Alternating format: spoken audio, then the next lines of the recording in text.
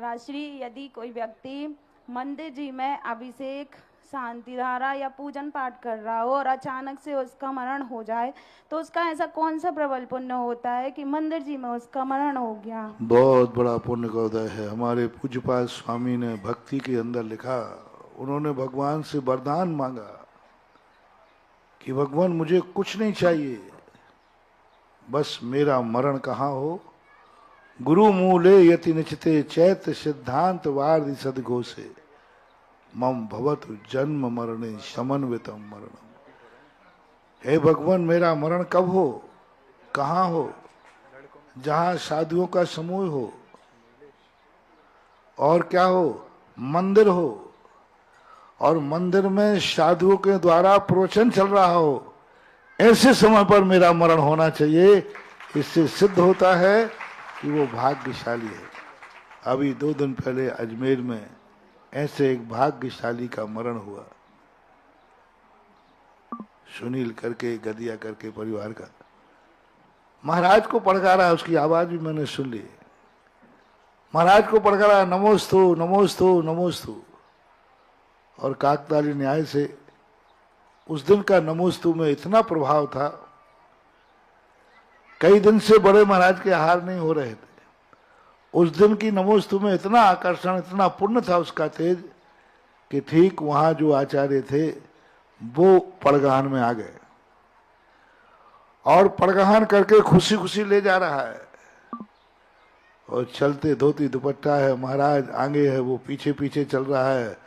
धीरे से पीछे चलते चलते आयु खत्म हुई, महाराज आगे चले गए और वो ऊपर चला गया।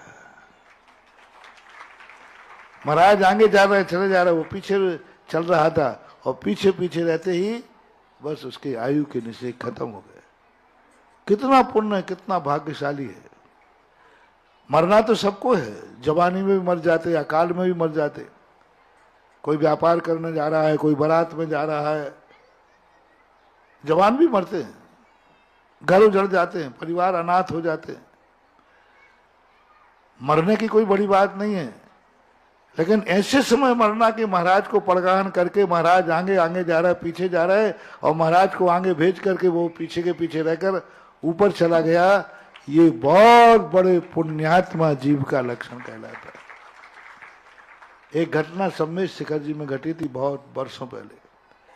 एक व्यक्ति वंदना कर रहा था, चंद्रप्रभु भगवान की टोंक के यहाँ वंदना करते करते उसको लगा कि मेरा जीवन अंत होने वाला है।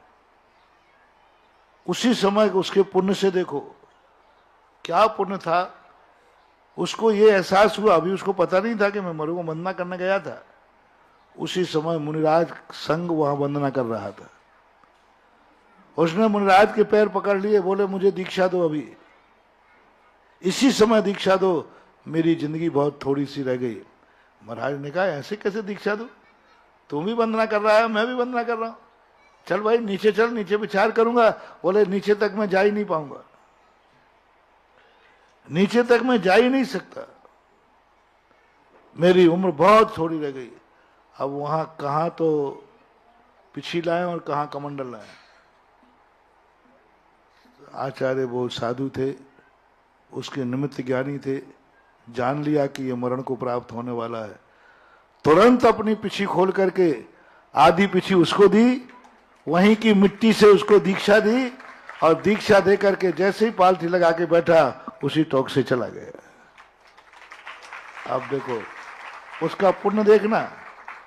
आयु के अंत में सम्मेश शिखर, मुनिराज का मिलना, और मौत का एहसास होने पर घबराने की अपेक्षा। लोग तो घबरा जाते हैं, अरे मैं मर रहा हूं, मैं मर जाऊंगा। घबराने की अपेक्षा उसको क्या भाव हुए, मुनि दीक्षा के, और मुनिराज के पैर पकड़ लिए जिद के, नहीं मुझे मुनि दीक्षा इसी समय दो। तो ये कभी कभी बहुत भाग्य से होते हैं। सभी भावना भाव कि मेरा मरण हो तो भगवान तेरी भक्ति करते हुए हो, सम्मेश शिखर में हो, ऐसा भाव। जिन धर्म से है प्रेम तो हर पल ये कहना चाहिए, जिन धर्म से है प्रेम तो हर पल ये कहना चाहिए, मैं रहूं या ना रहूं जिन धर्म रहना चाहिए, मैं रहूं या ना रहूं जिन धर्म रहना चाहिए, अंतिम शरण हमारी जिन धर्म ही हो, यही भावना हमें बानी चाहिए।